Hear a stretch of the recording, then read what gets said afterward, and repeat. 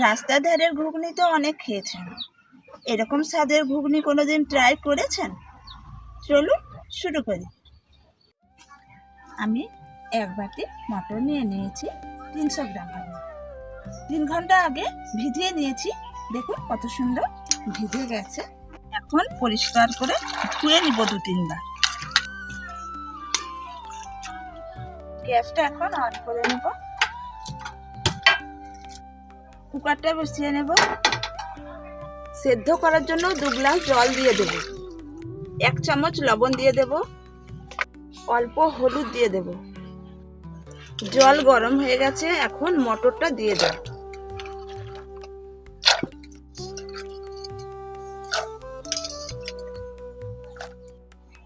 কুকারের ঢাকনাটা লাগিয়ে নেব।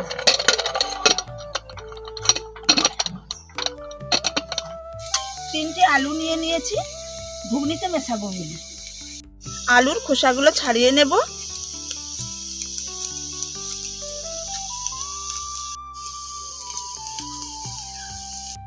আলুগুলো এখন ছোট ছোট করে কেটে নেব।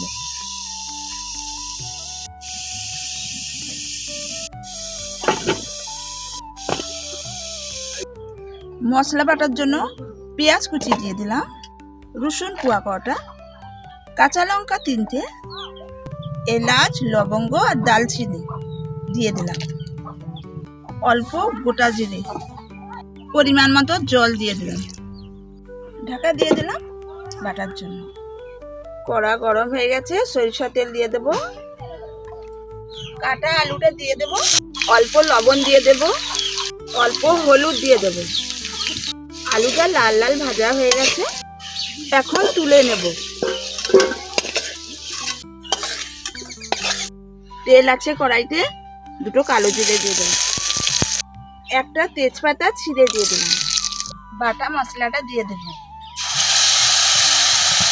একটু কাশ্মীরি লঙ্কা গুঁড়ো, অল্প ধনে গুঁড়ো। এখন নাড়াচাড়া করে নেব। মশলাটা ভাজা হয়ে গেছে, তেল ছেড়ে দিয়েছে কত সুন্দর। এখন ভাজা আলুগুলো দিয়ে দেব, একটু নাড়াচাড়া করে নেব, একটু ঢাকা দিয়ে দেব। আলু মশলা ভাজা হয়ে গেছে, এখন সেদ্ধ মটরটা দিয়ে দেব। এখন নারকেল কুচিটা করে রেখেছিলাম গ্রেট করে, এখন দিয়ে দেব। লাস্টে ধনেপাতা কুচি দিয়ে দেব। কত সুন্দর ঘুগনিটা হয়েছে, দেখলেই জিভে জল চলে আসবে।